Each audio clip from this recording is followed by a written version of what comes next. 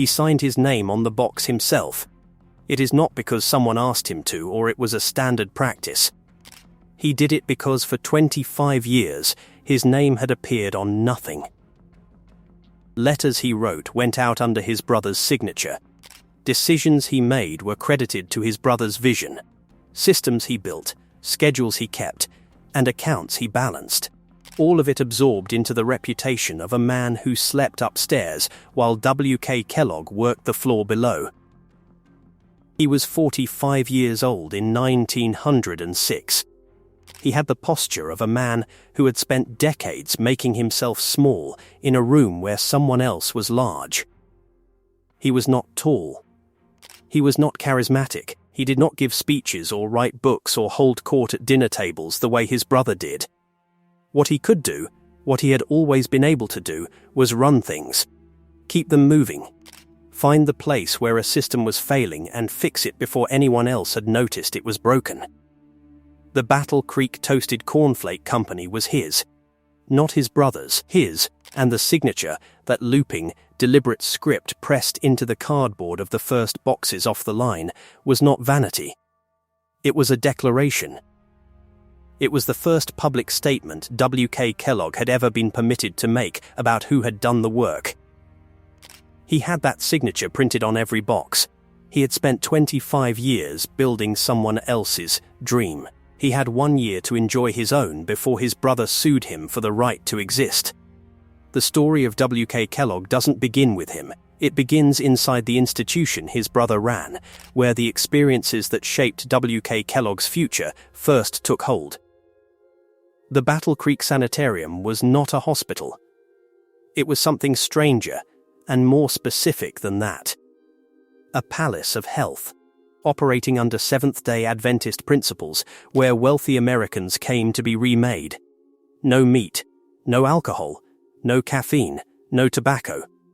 In their place, grain-based foods, hydrotherapy, exercise, fresh air, and the guiding philosophy of John Harvey Kellogg, who was simultaneously a licensed physician, a prolific author, a public intellectual, and the most famous health reformer in the United States. By the late 1800s, the sanitarium was treating roughly 7,000 patients a year. President William Howard Taft came. Henry Ford came. John D. Rockefeller Jr. They came because John Harvey had built something that felt, to its era, like the future of medicine. A place where the body could be reset, purified, and returned to its proper state. What that proper state meant, in John Harvey Kellogg's specific theology, was something most visitors did not fully appreciate until they had been there a while. His dietary philosophy was built on a precise and deeply felt conviction that rich, stimulating foods provoked the body's baser urges, and that bland, grain-based foods calmed them.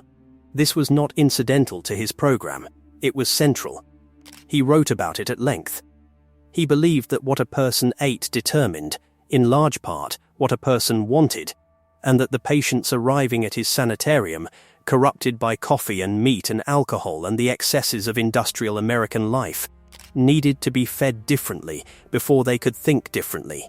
This is the context in which cornflakes were invented. Not as a breakfast convenience, not as a commercial product. As a dietary intervention, a bland, fibrous grain food designed to cool the appetites of people whose appetites, John Harvey had decided, had gotten entirely out of hand. W.K. ran the rest of it. He managed the correspondence, thousands of letters a year. He handled the billing, he scheduled the staff. He ordered the supplies. He kept the books. He negotiated with vendors. He solved the problems that arrived before his brother was awake and the ones that arrived after his brother had gone to bed. His salary, by accounts of the period, was modest to the point of insult given the scope of what he controlled. He did not complain, or if he did not do so publicly, and he did not do so in writing. What W.K. Kellogg left behind, in terms of documented inner life from this period, is almost nothing. He was a man who expressed himself through function, not reflection. And then, One evening in 1894, something happened in the sanitarium kitchen that neither brother fully understood at the time. They had been experimenting with wheat, trying to make it more digestible for patients whose systems had been weakened by illness or excess. The process involved boiling the wheat, then rolling it flat. The goal was a thin, uniform sheet that could be served easily. What they got, one night when the boiled wheat had been left sitting longer than intended, was something else entirely. When they ran it through the rollers, it didn't sheet, it flaked. Each kernel of wheat separated into its own thin, individual piece. They toasted them. The patients ate them. The patients, by all accounts, preferred them to almost anything else being served. John Harvey saw dietary therapy, a tool for the sanitarium's specific mission, a controlled food for controlled bodies in a controlled environment. WK saw a product. That gap in perception between what his brother saw and what he saw is the entire story. It would take WK 12 years to act on it, and when he did, he would be entering a market that had already been colonized by people faster than him, because the sanitarium's serial innovations had not stayed inside the sanitarium. They had leaked through discharged patients, through staff, through the ordinary porousness of a large institution in a small city. Entrepreneurs across Michigan had started their own serial ventures throughout the final decades of the 1800s. By the time WK founded his company in 1906, there were at least 42 cereal companies operating in Battle Creek alone. The most formidable of them had been started by a man named Charles William Post. Post had arrived at the sanitarium in 1891. A nervous wreck, literally, he had suffered what the period called a nervous breakdown, and he had come to Battle Creek to be restored. He stayed 9 months. He studied what John Harvey had built with the specific attention of a man planning to replicate it. He left. He started the Postum Cereal Company. By the early 1900s, Post was a millionaire, selling products that bore a clear resemblance to what he had encountered in the sanitarium's dining room. A former patient had taken the institution's own innovations, brought them to market first, and beaten the institution's founder to the fortune his brother had invented. WK watched this happen. He kept running the sanitarium's back office. He kept signing letters with his brother's name at the bottom. And then he made the bet. In 1906, he borrowed what he had and raised what he could. He incorporated the Battle Creek Toasted Cornflake Company. He was 45 years old, with no independent business track record and a market already crowded with competitors who had started years ahead of him. What he understood, and what separated him from nearly everyone else in the cereal business at that moment, was that the product was not the advantage. The product was a flake of corn. Anyone could make a flake of corn. The advantage was in making people want his flake specifically. He took out a full-page advertisement in Ladies' Home Journal. By the company's own account of that period, sales in Battle Creek went from roughly 33 cases a day to over 2,000 cases a day within a year. He had found the lever. Not invention. His brother had the invention, and John Harvey had done almost nothing commercial with it. Not product quality. His competitors had comparable grain. The lever was attention. The lever was making people, specifically American women doing the household shopping, feel that this particular box of cornflakes was the one that belonged in their kitchen. He was right. Spectacularly, repeatedly, publicly right. One thing about W.K. Kellogg that the origin of his success makes easy to miss is the trait that made him a brilliant company builder.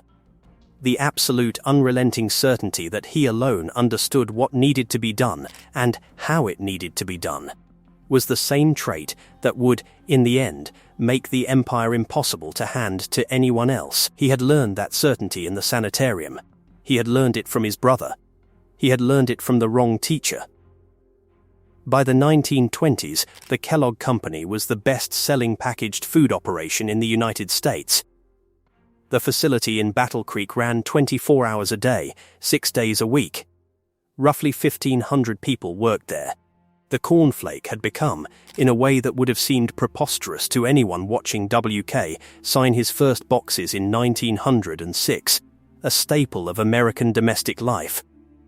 Not a health food for sanitarium patients, not a Michigan regional product, a national institution. WK, Kellogg's personal fortune, by the early 1930s had reached an estimated $50 million. Adjusted to what that figure means now, using standard measures, it exceeded $1 billion. Though some estimates, accounting for the company's market position rather than WK's liquid assets alone, run higher. A number, by any measure, that stops being a number and becomes a fact of the landscape. He lived accordingly. Not in the manner of men who display their wealth. WK was not that kind of man. He did not throw parties or commission portraits or maintain a staff of social secretaries. What he had, by the early 1930s, was a ranch in Pomona, California, where he bred Arabian horses. Not racehorses. Not investment horses. Arabian horses, which he bred with the same meticulous, systemized attention he had applied to the cereal business, selecting bloodlines, tracking performance, and maintaining records with the precision of a man who had kept books since his 20s. He was, in that specific and somewhat unlikely corner of his life, happy, or as close to happy as the available record suggests. The company was something different. During the Depression, while competitors contracted and laid off workers and cut wages, Kellogg made a unilateral decision that his management team had not asked for and did not entirely understand. He reduced the standard shift from 8 hours to 6. He hired additional workers to fill the gap. He did not consult widely. He did not ask for a vote. He told his managers what was going to happen, and it happened. His reasoning, in documents from the period, was direct. If the work existed and people needed jobs, more people doing the work for shorter hours was better for the country than fewer people doing it for longer.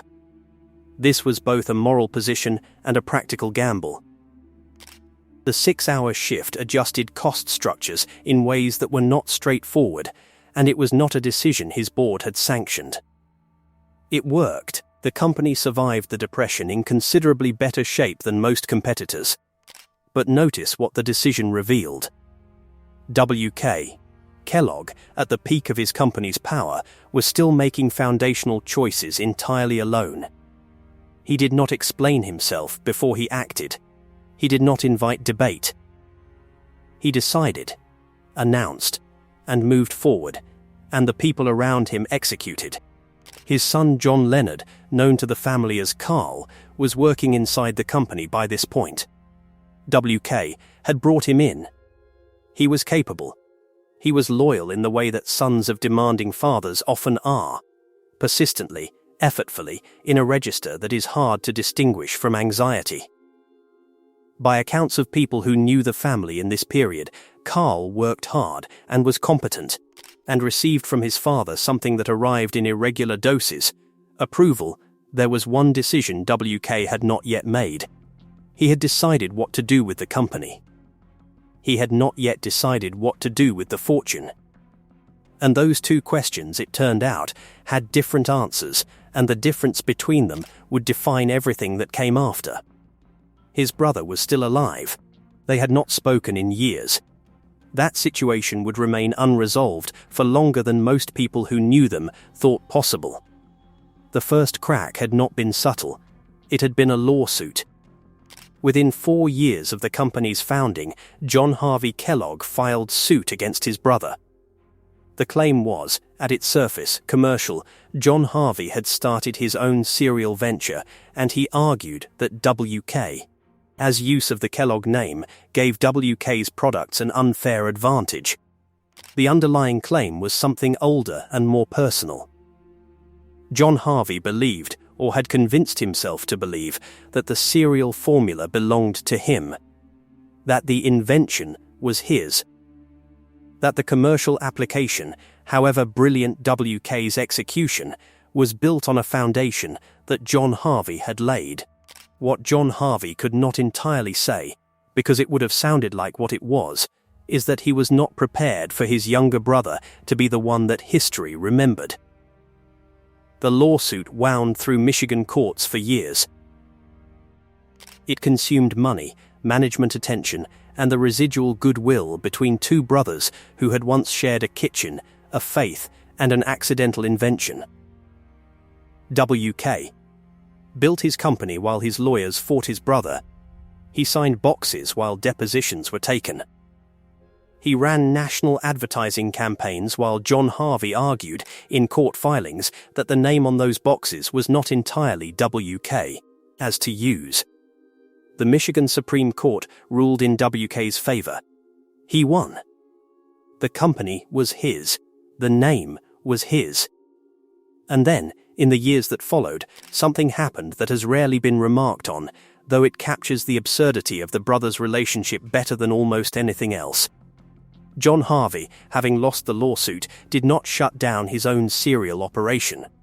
He kept it running. For a period in the 1910s, two companies bearing the Kellogg name were producing competing cereal products in the same small Michigan city. Two brothers, in the same town, making the same food, refusing to speak to each other. He and his brother did not speak for the better part of 30 years. And then, it got worse.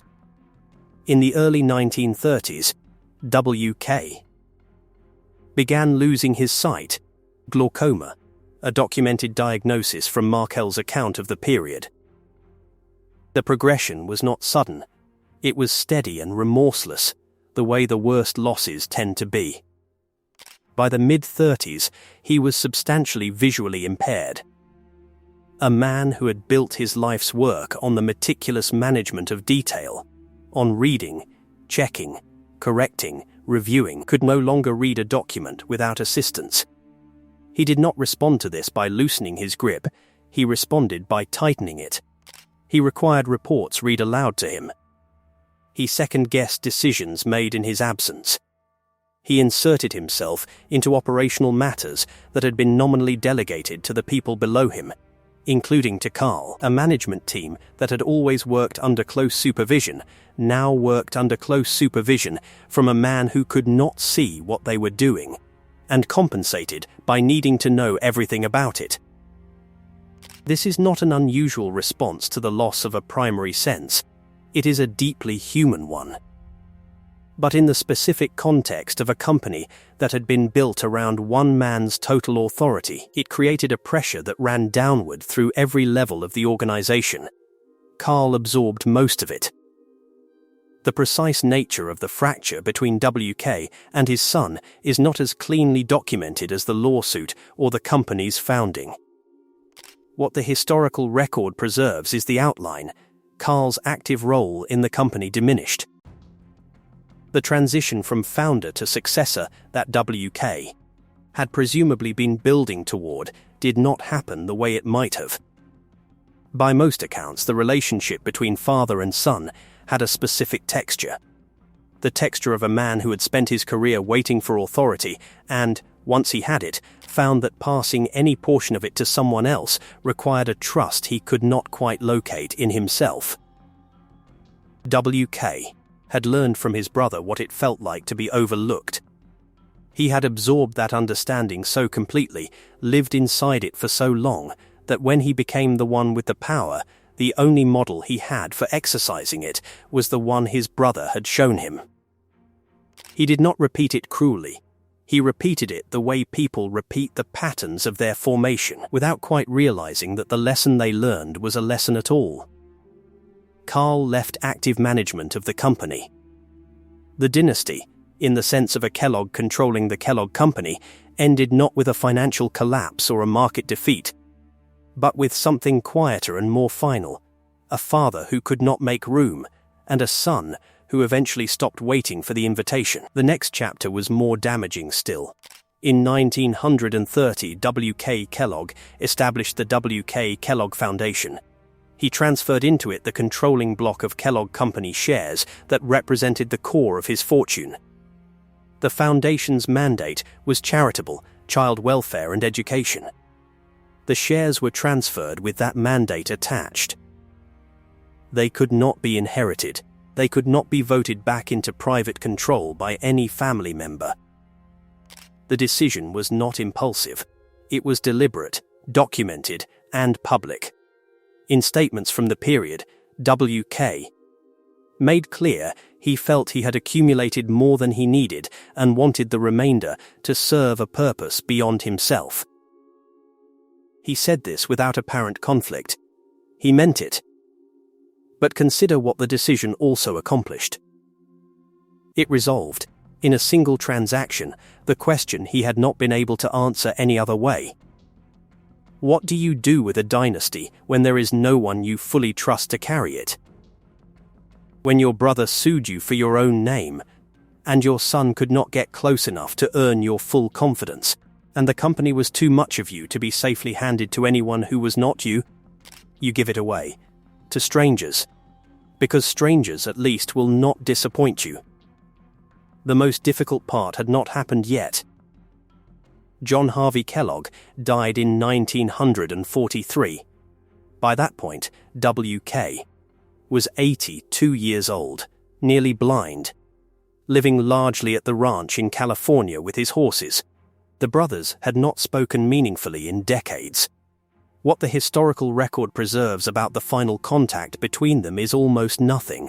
Markel references a late-life communication, but its substance, what was said between two old men at the end of a 30-year silence, has not been preserved in any source available to historians.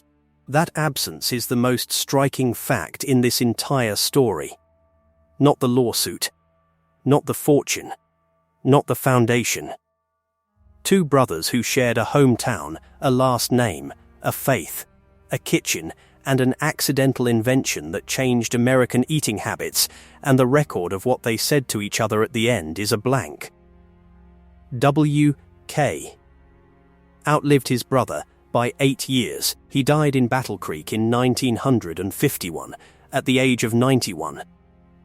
The company still bore his name. The signature he had pressed onto those first boxes in 1906 was still printed on packaging sold across the world. Neither the company nor the fortune belonged to a Kellogg anymore. The question that the story of W.K. Kellogg leaves genuinely unresolved is, did he fail? He won every material contest available to him. He won the lawsuit. He built the company. He made a fortune. He outlived his brother. The name on the box was his name, and it is still his name, and it will be his name as long as someone somewhere eats cornflakes for breakfast. And yet the thing he had been building toward, the thing that drove him out from under his brother's authority at 45, the thing that made him sign his own name with such deliberate weight, was not a company. It was a statement. It was proof. It was the answer to a question his brother had implicitly asked him for decades. Are you capable of anything on your own? He answered it, definitively, and the person he most needed to hear the answer was not listening by the time it was loud enough to hear. There is a useful comparison here, not to flatten the story, but to sharpen it.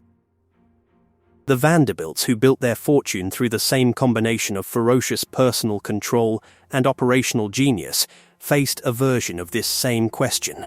Cornelius Vanderbilt knew how to accumulate power.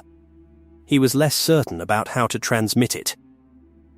The Vanderbilt fortune, one of the largest in American history, was substantially dispersed within 2 generations, not by law, not by foundation, but by heirs who had inherited the money without inheriting the capability. W.K. Kellogg solved the succession problem by eliminating it. He gave the money away before anyone could inherit it badly. This was, in its own way, a complete solution. It was also a statement about trust, about what he believed the people closest to him were capable of, about what he had been able to build in a company and had not been able to build at home. The 6-hour workday he introduced in 1930 lasted at the Kellogg Company until 1985. 55 years after he imposed it unilaterally, workers in Battle Creek were still keeping the schedule he had set. Because they had voted, repeatedly, to keep it. Not because management wanted them to. Because they did.